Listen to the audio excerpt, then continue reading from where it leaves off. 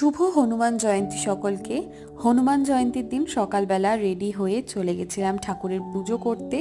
আর আমাদের পাড়ায় সেদিন প্রচুর বড় করে হনুমান পুজো হচ্ছিল, খুব সুন্দর অনুষ্ঠানও হচ্ছিল।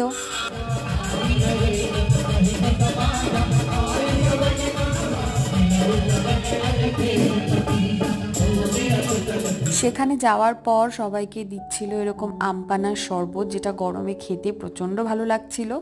তারপরে বসে গেছিলাম দুপুরের ঠাকুরের প্রসাদ গ্রহণ করতে।